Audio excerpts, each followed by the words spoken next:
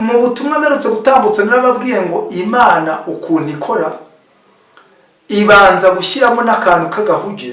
Hari uburyo ivuga ngo ibi n'ibi biraje, ariko abantu bakavuga bati reka twiyarure ibi bintu bitadufata, ariko ibintu by'Imana habanza kuzamwo agahuge. Ahubwo umunyabwenge aravuga ati muri aka gahuge reka njyewe negera Imana.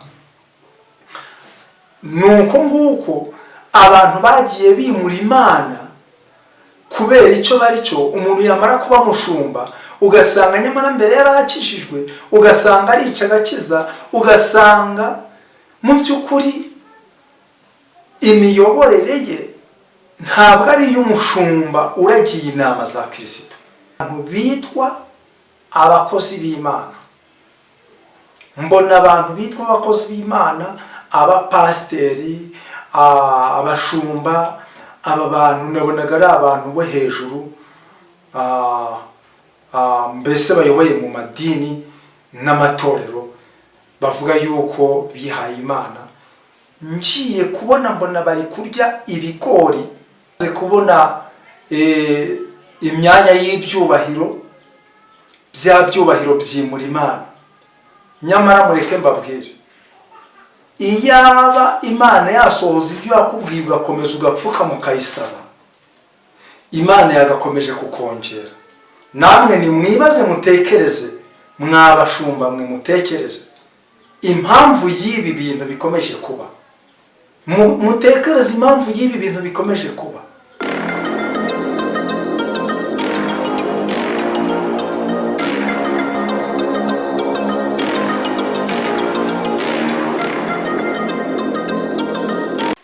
Mana turagushimye mu izina rya Yesu, uhabwe icyubahiro kubwo kugira neza kwawe. Uwiteka ushimwe kandi ushyirwe hejuru kuko uri umukozi w'umuhanga. Gushimira umwanya mwiza umuhaye wo gutambutsa ubutumwa, kandi ijambo ryawe rivuga ko ubutumwa ari imbaraga y'Imana ihesha uwizera gukizwa. Kandi ni ukuri ijambo rikavuga ngo iyo ubutumwa butwikiriwe buba butwikiririwe abarimbuka. Ntabwo twifuza ko bene wacu ari abari mu Rwanda no hanze y'u Rwanda barimbuka kubwo kutumva ubutumwa, ahubwo uyu mwanya mwami imbaraga y'ubutumwa igira umumaro, kandi ubutumwa bugiye gutambuka muri uyu mwanya buzafashe benshi, buzubake benshi, buzakomeza abadakomeye. Urakoze rero ko urabana nanjye umwanya wose ndi bumare mu izina rya Yesu Kristo, amen. Ku batanzi bagiye kumbona bwa mbere, amazina yanjye nitwa Munyarubuga Vedaste. Ndi umugabo mfite umufasha n'abana. Ndi umuvugabutumwa nkaba n'umuhanuzi. Ntabwo byavuye mu bushake bwanjye, ahubwo niko Imana yabishatse. Ariko mbere ya byose mbanje gusuhuza inshuti zacu z'akadasobwa zidukurikira ku manywa na nijoro, zikunda ubutumwa dutambutsa, hari abari mu Rwanda, mu gihugu cy'u Burundi, Kongo, Uganda, Tanzania, Kenya n'ibindi bihugu byo muri Afurika no ku yindi migabane. Turabizi muradukurikira, turabashuhuje. Amahoro y'Imana abane namwe, kandi ubuntu bw'Imana buganze muri mwe. Gusenga twamaze gusenga, ahubwo reka dusome ijambo ry'Imana dusanga mu gitabo cy'umuhanuzi Yeremiya ibice 5. Turasoma n'umurongo wa 25. Handitswe ngo ibicumuro byacu nibyo byakuyeho ibyo bintu, kandi ibyaha byanyu nibyo byabimishije ibyiza. Kuko abantu banje babonetsemo abantu babi baca ibico nk'abategesha inyoni imitego, baratega bagafata abantu. Nk'uko urutunda rwuzuyemo inyoni, niko amazu yabo yuzuyemo uburiganya. Nicyo cyabateye gukomera bakaba abakire. 28 barahonjotse bacira umubiri, nukuri imirimo y'ibyaha byabo barayikabya. Kuburana nibaburanira imfubyi kugira ngo sigubwe neza, kandi ntibacira umukene urubanza rutabera. Mbese ibyo sinzabibahanira, niko Uwiteka abaza. Kandi ubwoko nk'ubu umutima wanjye ntiwabuhora ibyo. Imana idufashe. Aya magambo iyo ukomeje kuyasoma, wenda reka dusome n'uyu wa 30 tuwarangirize rimwe. Ikintu gitangaza kandi cyangwa urunuka cyabonetse mu gihugu. Abahanuzi bahanura ibinyoma, abatambyi bategeka uko bishakiye, kandi abantu banjye bashima ko bagenza batyo. Amaherezo yabyo se muzabigira mute? Imana idufasha cyane. Aya magambo dusomye muri iki gitabo cy'umuhanuzi Yeremiya, umwuka w'Imana yayampaye ngo nyabasomere.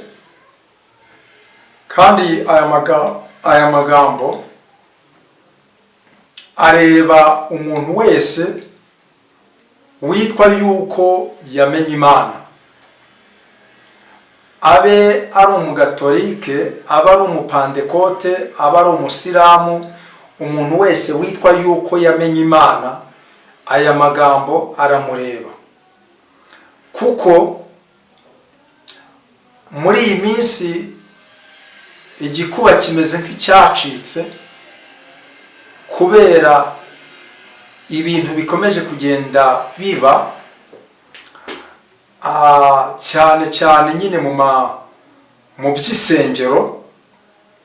Abantu batari ko ibi bintu ni ibiki, ese noneho ni uruhe rusengero rurasigara rukinguye? Abantu bati ese ubu koko ubu biragenda bite? Aya mategeko ko turimo tubona akomeye cyane, n'ubundi insengero nyinshi zimaze iminsi zifunzwe. Abantu bati nizifunguwe nazo zirafungwa, kandi koko niko bimeze. Abantu bakibaza bati ese ibi bintu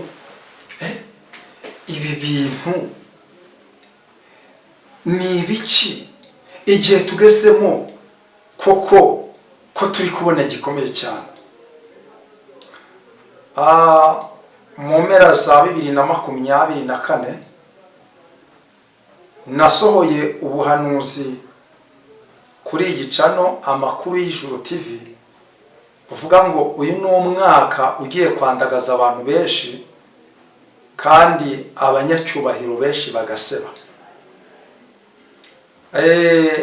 Ariko mu by'ukuri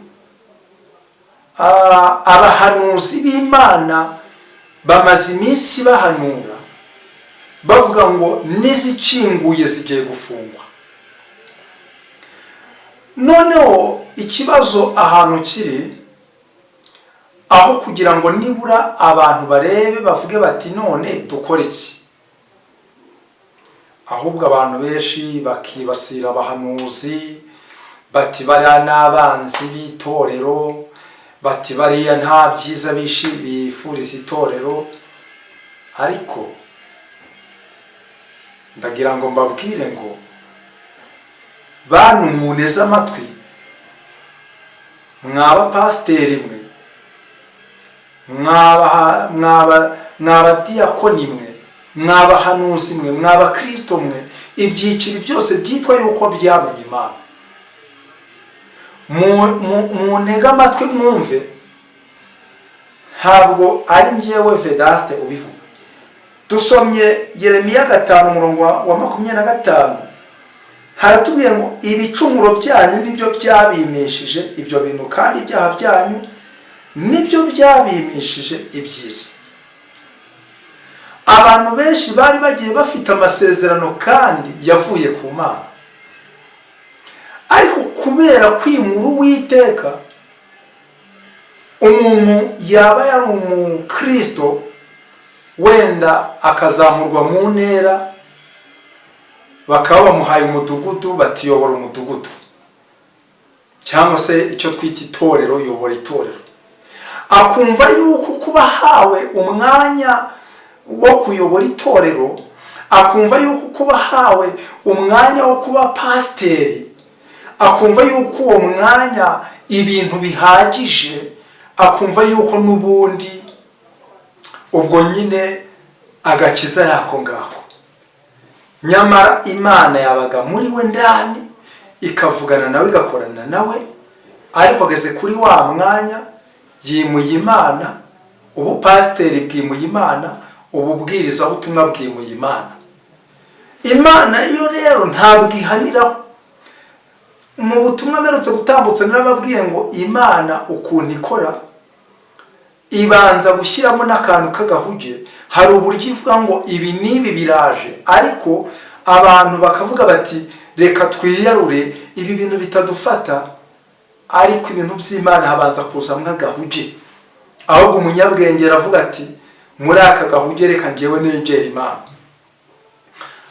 Nuko nguko abantu bagiye bimura Imana kubera icyo bari cyo. Umuntu yamara kuba mushumba, ugasanga nyamara mbere yarakishijwe, ugasanga arica agakiza, ugasanga mu by'ukuri imiyoborere ye ntabwo ari iy'umushumba uragiye inama za Kristo. Ugasanga inama zaratatanye, ugasanga abantu bavuye mu rusengero kubera abayobozi babayoboye, ugasanga abantu bavuye mu itorero kubera igihe barimo, ibyo babonera mu itorero. Ubundi mbere abantu bajyaga mu itorero bakaruhuka, ariko none buno aho kugira ngo abantu baruhukire mu itorero, aho gusanga ariho abantu baruhiye. Abantu bakavuga bati rero aho kugira ngo n'ubundi tube muri ibi bintu, icyarutwa nuko n'ubundi twakwicara tukaba abapagani, cyangwa bamwe bakanyakanya bafite imbaraga bakavuga bati tuzasengera mu ngo z'iwacu, ariko n'ubundi mu itorero nta kiza tubabonera. Ibyaha byanyu, ibyaha by'abatambyi, ibyaha by'abapasitori, abashumba, ababwiriza butumwa, n'abakristo, n'abaririmbyi, abitirirwa izina ry'Imana, nibyo biri kugenda mbese bikuraho ibyiza twakagombye kubona. Ugasanga umuntu yari afite amasezerano y'ibyiza, ariko kubera ko yamaze kwimura Imana, ugasanga aho kugira ngo asohorezwe amasezerano y'ibyo yasezeranijwe, ahubwo ugasanga haragenda haza ibyo atari yiteze. Igikuba cyacitse dushingiye ku itangazo ryasohotse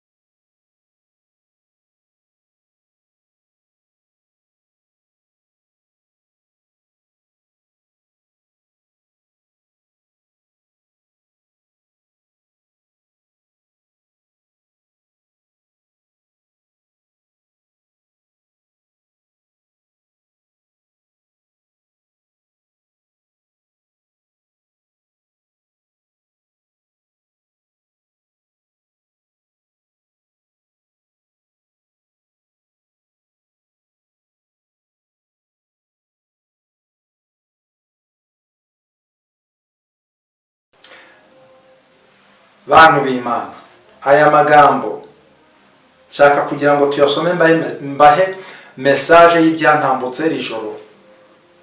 Narindi gusenga amasengesho y'iminsi 2, ariko iri joro iyerekwa riraza. Ijambo dusomye riratubwiye ngo ibicumuro byanyu nibyo byakuyeho ibyo bintu, kandi ibyaha byanyu nibyo byabimishije ibyiza, kuko abantu banje babonetsemo abantu babi. Abantu banje babonetsemo abantu babi. Ubwo nituvuga abantu b'Imana ngo babonetsemo abantu babi, ubwo turagera muri babahanuzi, turagera mu bapasteri, turagera mu bashumba, turagera mu bakristo, tugere mu baririmbyi. Kuko ijambo ry'Imana ntabwo ritubwiye ngo na icyiciri runaka. Abantu banje babonetsemo abantu babi. Niyo mpamvu dutegereza ibyiza tukabibura. Twavuga ngo bugiye gucya ahubwo hakaza ubwire, kandi ngewe amakuru ufite ndababwiza ukuri. Uko bucya bukira turababwira, ubundi mukadutuka, ariko muzajya mubyibonera. Turabibabwira ubundi mukavuga muti barabo baravangiwe, ariko bikabasohoreraho tugihanura. Ni ibyo ngibyo, ariko mureke mbabwize ukuri. Kubera ibyaha biri mu itorero, kubera ibiri gukorwa n'abantu bitirirwa izina ry'Imana, muzategereza ibyiza ariko ntabyo muzabona. Na biriya byose birimo gusabwa, muribwira ngo ni mu byuzuza muzaba n'ubundi muhawe uburenganzira. Ariko intego ntabwo ari ukugira ngo mubyuzuze, ahubwo intego Imana irashaka kugira ngo ibigishe, ibereke yuko ubwayo ariyo ibasha n'ubundi gushyira ibintu byayo kuri gahunda, kuko abantu mwashatse kuyobora Imana ariko ntimuzabigeraho. Kubera ko abantu mwashatse kuyobora Imana, reka rero Imana nayo ibereka yuko ari Imana irakara. Ibi byose murimo mugenda mubona ni uburakari bw'Imana, ni hejuru y'ibyo abantu bagenda bakora, biri kugenda bikuraho ibyiza abantu bari biteze. Mbere twajyaga tujya mu nsengero tugapfukama ku karago tugasenga Imana, umuntu akumva aranezerewe, umuntu akumva yuzuye amahoro mu mutima we. Ariko none buno reka da, mu cyumba cy'amasengesho abantu benshi bagenda bavuga batumva, umuntu arihana bugacya byageze hehe. Ariko turashimira Imana, ahangaha ndi ni mu rugo, ariko ndashimira Uwiteka Imana ihoraho. Iyo nshatse gusenga, iki ni icyumba cy'amasengesho, uyu ni umukeka wanjye, ndapfukama nkasenga Imana, kandi Imana ikanyumva. Haleluya. Ubundi ibi byose mubona nta handi tubikura hano ku karago. Turashimira Imana itarobanura ku butone, turashimira Imana itwumva uko tuyisenze. Ubu no kugira ngo mbone icyo kubwira abantu, nuko mba nasenze Imana. Mureke mbabwize ukuri, mwaba pasteri, Imana yagiye ibaha amasezerano yuko muzaba abapasteri, mupfukama mugasenga. None buno mwamaze kubona imyanya y'ibyubahiro, bya byubahiro byimura Imana. Nyamara mureke mbabwire, iyaba Imana yasohoza ibyo yakubwiye ugakomeza ugapfukama ukayisaba, Imana yagakomeje kukongera. Namwe nimwibaze mutekereze, mwabashumba mwe mutekereze impamvu y'ibi bintu bikomeje kuba. Mutekereze impamvu y'ibi bintu bikomeje kuba, nimurangiza mwihe igisubizo. Nyamara twasenze dukiranuka. Uyu mukeka uyu mureba, aka karago kano mubona kariho icyubahiro, karimwo amazu meza, karimwo amamodokari, aka karago mubona kano karimo byose iyo wagapfukamyeho neza ukiranukira Imana wizeye. Nzapfukama senga Imana yanjye kandi ndabifuze n'ejo nzongera mbivuge, n'ijambo ry'Imana rirabifuze. Mu gihe abantu dushobora kwimura Imana, nta byiza dushobora kwibonera. Ijambo riratubwiye ngo kuko abantu banje babonetsemo abantu babi baca ibico nk'abategesha inyoni imitego, baratega bagafata abantu. Ngo baratega ngo kuko abantu banje babonetsemo abantu babi ngo baca ibico nk'abategesha imitego inyoni, ngo noneho baratega bagatega iki? Bagatega abantu cyangwa se bagafata abantu. Ni ukuvuga ngo icyo iri jambo rishatse kuvuga, bishatse kuvuga ngo umuntu yakagombye kuza mu nzu y'Imana, ariko umutego w'ibyo abantu bakora kandi bitwa ngo barasenga ukabura mucakiye, akavuga ati ubundi se abasenga ko mbona bose turi kimwe, n'ubundi biya ntabijyamo ngo bimarire iki? Wa mutego w'ibyaha byawe ukabura mucakiye. Ni ukuvuga ngo abantu babaye, abakristo benshi babaye isika zitangira abantu. Ariko hari ijambo Pasiteri Zigirinshuti yigishije muri Covid Imana yamuhaye, nkeka riri mu gitabo cya Ezira, aho yatambukije ubutumwa buvuga ngo Imana irashaka ko umuntu wese abana nayo ku giti cye. Niba ari umugore akabana n'Imana ku giti cye, umugabo akabana n'Imana ku giti cye, Imana irashaka yuko umuntu wese abana nayo ku giti cye.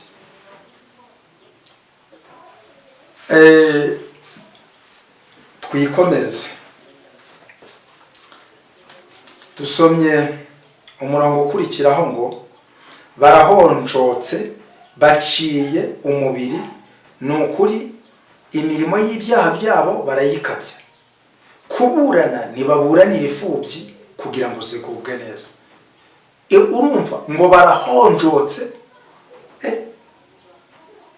ngo baciye umubiri, ngo ni ukuri imirimo y'ibyaha byabo barayikabya, ngo ntibaburanire imfubyi ngo zigubwe neza. Ngaho nimwumve ngo kandi ntibacire umukene urubanza rutabera.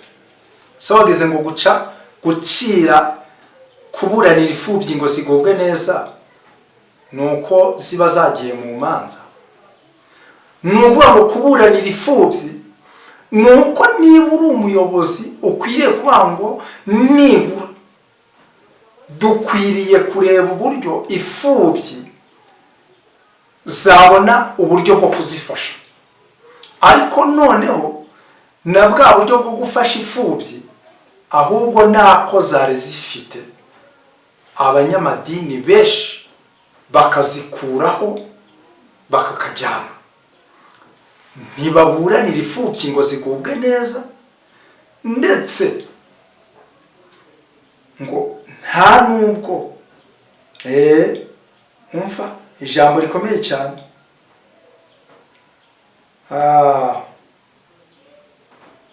ngo ndetse ntibacira umukene urubanza rutabera.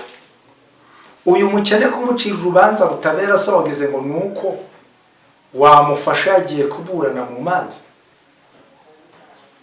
Kuburanira umukene urubanza rutabera ni kwa kundi mukwiriye kumenya abakene, mukavuga muti abakene dukwiriye kubafasha mu ubu buryo.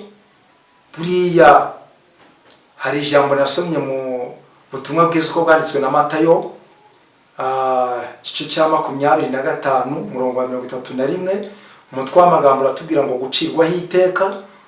Hari ijambo ritubwira ngo umwana w'umuntu bwazaza afite ubwiza bwa se, ngo nibwo ngo azicara ku ntebe ye, ngo narangiza arobanure nk'uko umwungeri arobanura intama mu ihene, ngo intama azazishyira iburyo, ngo naho ihene azishyira ibumoso. noneho ngo azabwira abari iburyo ngo nimuze mwebwe abo data yahawe umugisha, kuko nari nshonje murafungurira, si babakene, nari nambaye ubusa muranyambika, nari ndwaye muransura, ndi mu nzu y'imbohe muza kundeba. noneho ngo abwire n'abazaba bari ibumoso ngo nimumve imbere mwabivume mwe, kuko nari nshonje nimwama icyo kurya, nari nambaye ubusa nimwanyambika, ndi mu nzu y'imbohe nimwasura, ndwaye nimwasura.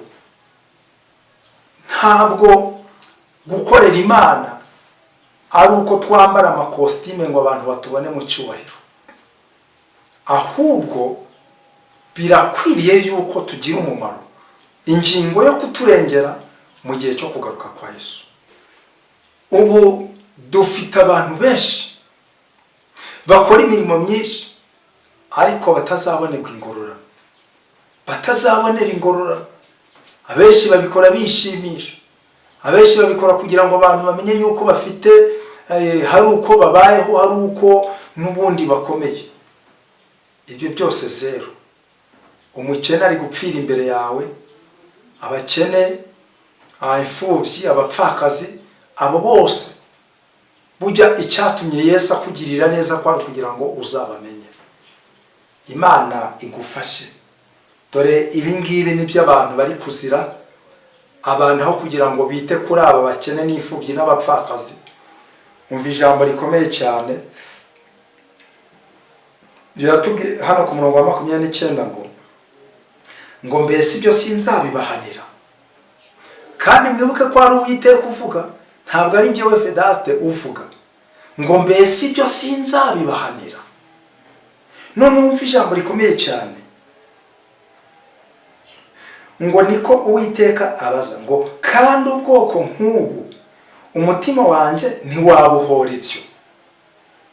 wari uri kwibaza icyo abantu bari kuzira, abitirirwa izina ry'Imana bari kuzira. dore ngiki cyo abantu muri kuzira. ngo ikintu gitangaza kandi cyangwa urunuka cyabonetse mu gihugu, ngo abahanuzi bahanura ibinyoma, abatambyi bategeka uko bishakiye, kandi abantu banjye bashima ko bagenza batyo. ngaho mvira ijambo, ikintu gitangaza kandi cyangwa urunuka cyabonetse mu gihugu, ngo abahanuzi bahanura ibinyoma, abatambyi bayobora uko bishakiye, ngo kandi abantu banjye bashima yuko abantu banjye bashima yuko bagenza batyo. noneho umva ijambo rikomeye cyane ngo amaherezo yabyo se muzagira mute. none se ubu ngubu iri tangazo ngaho mbwira icyo warikoraho ngo ndarihindura, amaherezo muzabigira mute. bantu b'Imana, nimuze tugarukire Uwiteka, kuko ibitari ibyo umwaku, imivumo, ibibazo bizaza bibagereho. kandi kubera iki? Bibiliya avuga ngo umutwe urarwaye. burya iyo umutwe urwaye umubiri wose urwaye. ni ukuvuga ngo ibibazo bihera mu bitwa abayobozi b'amadini bo hejuru bavuga rikijyana, bagatambutsa amategeko, ibintu bikagenda gutyo. ariko mu gihe bikimeze gutyo, itorero ry'Imana rimeze nk'aho nyiraryo adahari rwose, nyiritorero arahari, nyir'umurimo arahari. kandi nubwo bimeze bityo, itorero rya Kristo rirahari, riri mu ibanga. ntabwo itorero ari uko tujya mu rusengero, urusengero rukaba rwuzuye abantu. itorero rya Kristo rirahishwe, riri mu ibanga. iri joro nk'uko nababwiye, nari ndimo senga amasengesho y'iminsi 2, Imana yasanze ngiye kubona mbona abantu bitwa abakozi b'Imana, mbona abantu bitwa abakozi b'Imana, abapasiteri, abashumba, aba bantu nabonaga ari abantu bo hejuru, mbese bayoboye mu madini n'amatorero bavuga yuko bihaye Imana. Ngiye kubona mbona bari kurya ibigori by'imishari byokeje, noneho byari byarumye. Ndibaza ngo Mana, ibi bigori aba bantu bari kurya, kandi nkabona n'abagore babo bari kubirya, nkabona n'abana babo bari kubirya. Ndibaza ngo Mana, ibi bintu birashaka kuvuga iki? Biranyobera. Ngiye kumva numva ijwi ry'Imana rirambwiye ngo biriya bigori uri kubona by'imishari bari abantu bari kurya, nuko abitwa yuko bayoboye mu matorero n'amadini bitirwa izina ryanjye bamaze kwimura Imana, none Imana yarabagoragoje, bakomeza kwinangira umutima ngo nico gitumye Imana ibagaburiye ibintu bikomeye cyane, kandi ibyo bintu ibagaburiye n'ubundi bikagera no mu ngo zabo no mu miryango yabo. Kuko urumva, niba uri mushumba wahembwaga umushahara ukavaho, amafaranga yakemuraga bya bibazo, icyo ni ikibazo gihari. Noneho ngiye kubona mbona bari kuguza nabyo kandi batabishaka, kuko nta kindi kintu bari bafite cyo kurya. Imana irambwira ngo ni ibikomeye igaburiye abantu bitirwa izina ry'Imana kuko bamaze kwimura Imana. Ngiye kubona mbona mu kanya abantu bagiye gusenga ahantu nko mu butayu, ngiye kubona mbona polisi basanzeyo, ngiye kubona mbona bamwe barirutse abandi barabafata. Noneho ndibaza ngo Mana, biriya bintu byo birashaka kuvuga iki? Imana irangije irambwira ngo kubera yuko abantu aho kugira ishyaka ryo kumenya Imana, abantu aho kugira ngo baharanire n'ubundi gushaka Imana, ari abajya gusenga mu butayu, baba bafite ibyo bararikiye ariko atari ugushaka Imana. Imana irambwira ngo kandi nabo benshi bajya gusenga mu butayu, abenshi ni indaya, abenshi mu mitima yabo baba bagambiriye n'ikibi. Niba ari umukobwa bari kuvuga ati njye niboneye umusore unambwira ngo n'ubundi mucikire njyewe nakwigendera, nuko nguko benshi. Niba ari abakobwa benshi baba barakuyemwo amada, abasore benshi abari abasambanyi baragiye babyara hirya no hino, ndetse n'abagabo benshi bamwe bafite abana hirya no hino. Imana irambwira ngo nicyo gitumye igeze mu bantu bitirirwa izina ry'Imana, n'ubundi umuntu wese akayibona, akabona yuko Imana yarakaye. Imana irambwira ngo ubwire abantu bitirirwa izina ryanjye ngo ndashaka kubana n'umuntu wese ku giti cye, kandi uyu muntu ushaka kubana n'Imana abikuye ku mutima. Imana yo mu ijuru yambwiye ngo izamwereka ibitangaza bidasanzwe, nubwo agasoko wabaga n'ubundi wajyaga kuvomaho kaba kafunzwe, ariko niba ufite ishyaka ryo kubana neza n'Imana, Imana izafukura agasoko ahantu udatekereza. Njya nkunda kubwira abantu ngo inzira z'Imana zirenze igihumbi.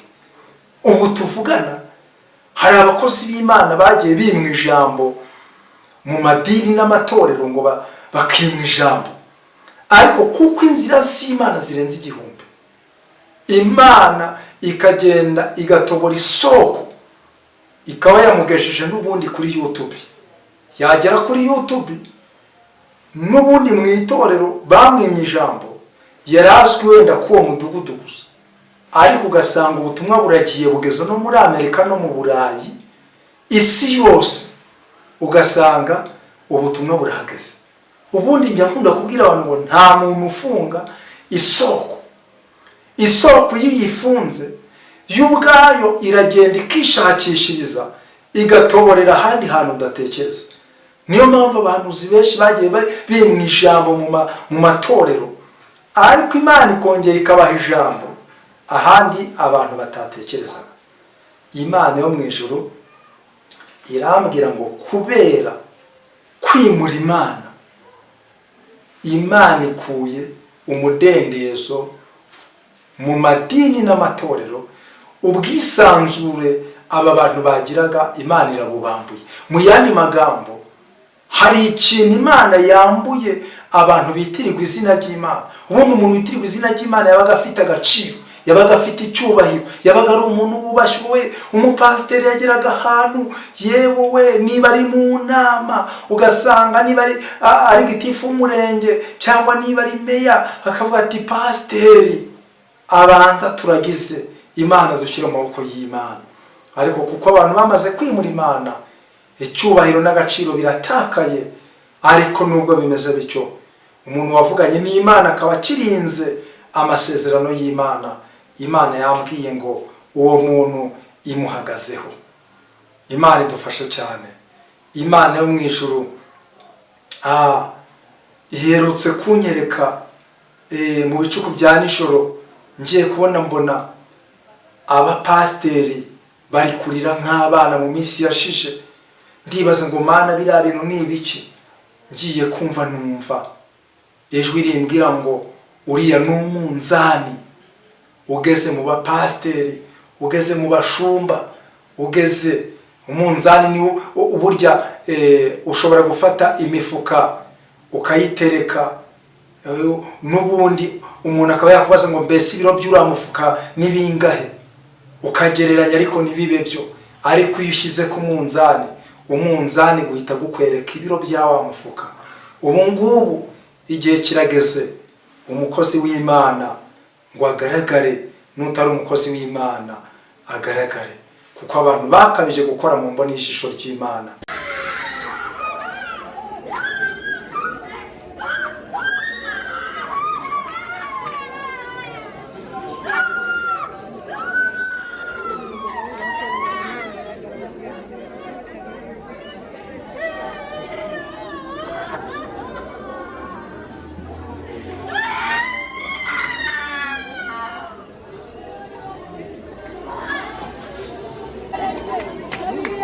Imana arakubura,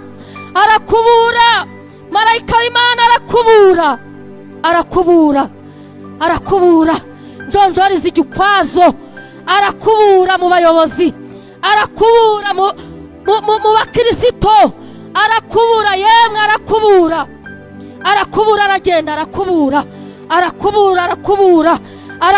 marayika w'Imana, arakubura mu makorari, yemwe arakubura hejuru, arakubura mu bakirisito babigendamo nabi, bishe umurimo, babwirwa kwihana bakinangira. Marayika w'Imana arakubura de parezi enimi nedo. Marayika w'Imana arakubura. Hari ibintu Imana itazihanganira. Muri ibi byose mushyira ubwenge ku gihe, nta na kimwe kiri kubaho kitarahanuwe. Yewe ariko n'abagiye babihanura bagiye baraterwa amabuye, bagiye baracibwa, bagiye barahabwa akato, bagiye baranengwa. Ariko ikintu kimbabaza nuko abantu bafite amaso ntibarebe, bagira amatwi ntibumve, kandi ibintu bikabasohorera n'ubundi bagihari, ariko ntibabashe kuvuga ngo reka tugorore inzira zacu, ngiye gusenga Imana. Ariko utekereze, ushyira ubwenge kuri gahunda. Mana turagushimye mu izina rya Yesu, tugushimiye ubutumwa duhaye kugeza ku bantu bawe, turabutambukije. Ngaho Mwami, abazumva bagahindukira uzabagirira imbabazi, kandi ubu butumwa butere benshi kwibaza. Mwami, bashyira ubwenge ku gihe kugira ngo uburakari bwawe Mwami Imana bubaveho. Urakoze ko wumvishe kandi ko bagiriye neza abakugarukiye, mu izina rya Yesu, amen.